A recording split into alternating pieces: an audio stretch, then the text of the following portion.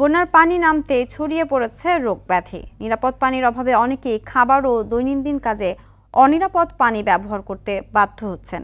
দীর্ঘ সময় পানি লোকালয়ে আটকে থাকায় চর্মরোগ, ডায়রিয়া, কলেরা সহ বিভিন্ন রোগের প্রাদুর্ভাব দেখা দিয়েছে। চিকিৎসকরা বলছেন সবচেয়ে ঝুঁকিতে শিশুরা।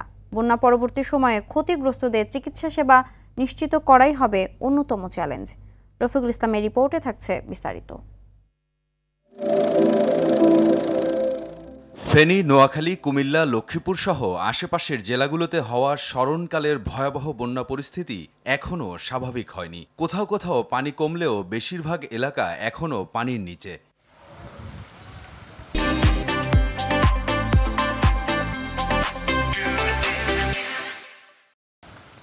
পয় নিষ্কাশনের পানি, শিল্প কারখানার বর্জ্য, মলমূত্র সব এখন বানের পানিতে একাকার। ডুবে গেছে বিশুদ্ধ খাবার পানির টিউবওয়েল, ধোয়া মোছা ও গোসলের জন্য ব্যবহৃত পানির উৎস, পুকুর, খাল। দূষিত পানি ঢুকছে ঘরে। এ কারণে দুর্গত এলাকায় দেখা দিয়েছে স্বাস্থ্য ঝুঁকি।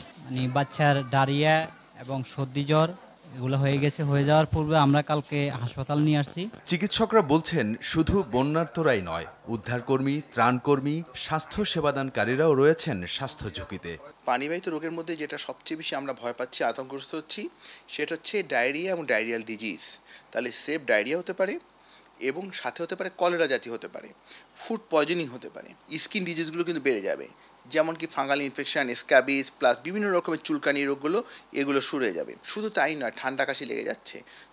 বিশেষ করে ছোট যারা বাচ্চা এবং যারা বয়স্ক, তাদের মধ্যে এই রেসপিরেটরি রোগগুলো কিন্তু প্রকোপ আকার ধারণ করবে। বন্যায় ক্ষতিগ্রস্ত জনগণের পর্যাপ্ত সেবা নিশ্চিত করতে রীতিমতো যুদ্ধ করতে হচ্ছে চিকিৎসা সেবা কেন্দ্রগুলোকে।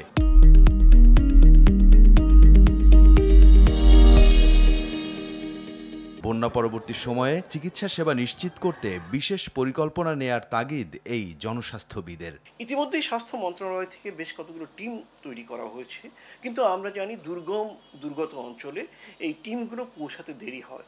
এজন্য স্থানিক ভিত্তিতে যদি স্বেচ্ছাসেবীদের একটি দল তৈরি করা যায় এবং তাদেরকে কয়েক ঘন্টার একটা ট্রেনিং দেওয়া যায়, 2-3 ঘন্টার, যে কীভাবে এই জাতীয় রোগগুলোকে চিহ্নিত করতে হবে এবং সেই ক্ষেত্রে ওরস্যালাইনের ব্যবহার কেমন, সেটা যদি একটি প্রাথমিক ধারণা দেওয়া যায়, তাহলে কিন্তু ভয়াবহ যে পানিবাহিত রোগের দুর্যোগ নেমে আসতে পারে সেটিকে অনেকটাই থামিয়ে দেওয়া সম্ভব। স্বাস্থ্য মন্ত্রণালয়, স্বাস্থ্য অধিদপ্তর সহ স্থানীয় প্রশাসন সম্মিলিতভাবে কাজ করলে বানভাসীদের স্বাস্থ্য বিপর্যয় থেকে রক্ষা করা সম্ভব বলে মত দেন বিশেষজ্ঞরা। রফিকুল ইসলাম, RTV, ঢাকা।